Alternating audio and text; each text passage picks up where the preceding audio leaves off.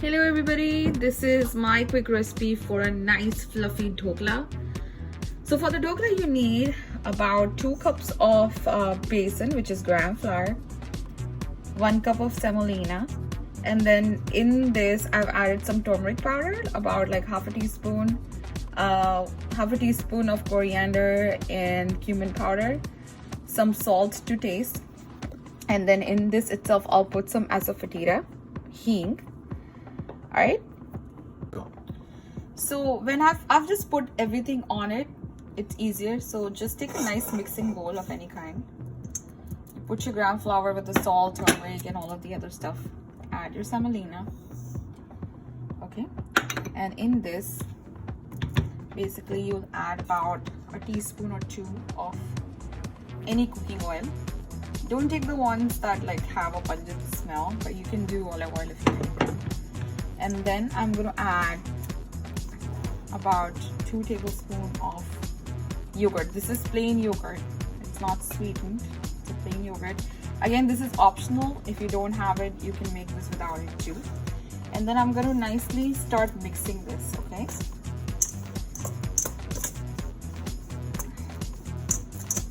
And then in this, I'll put a little water.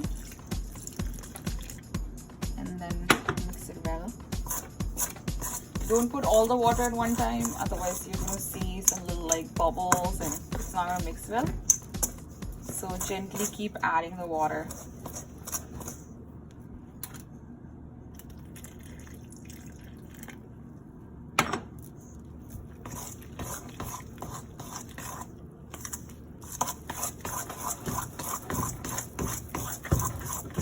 And this part is really important, because you want all your all the stuff to mix well.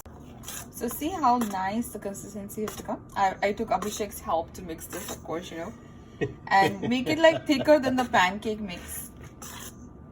And that's how it should look. All right. And no lumps. And no lumps whatsoever. So you have to mix. It's really good for your arms. And then How many cups of water did you put? So you added like two cups of two small glasses. And again, it depends on how much of a mix you're making. Now the most important part, we need a rising agent. So this is Eno. It's a fruit salt. You get it at the Indian store. If you don't have it, you can use any other fruit salt. You can use baking soda, but if you're using baking soda, make sure you don't put the turmeric, because somehow the baking soda and turmeric turn red in color. So you don't want that. Fun story, guys. So one time Annie was making the dhokla and it came out all red, and I'm like, okay, what happened? Did you just add like a lot of red chili powder or something? I'm like, what's going on over here? She's like, well, I just added baking soda to it and it just turned out red, and it was just too funny. But hey, if you want to do it, you can do it. But if not, like, I think Eno works the best. You can order it on Amazon too. Yeah. So basically, as you add it, you'll see it'll start to bubble up. At this point, you don't mix it too much, and you never make this in sits. Okay.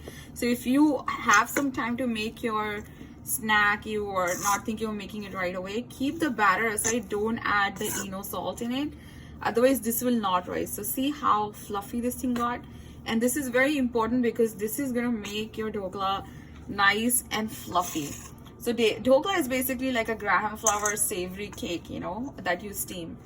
And I've been adding that to our group quite a bit, and people have been wanting the recipe. So see how nice and fluffy this got.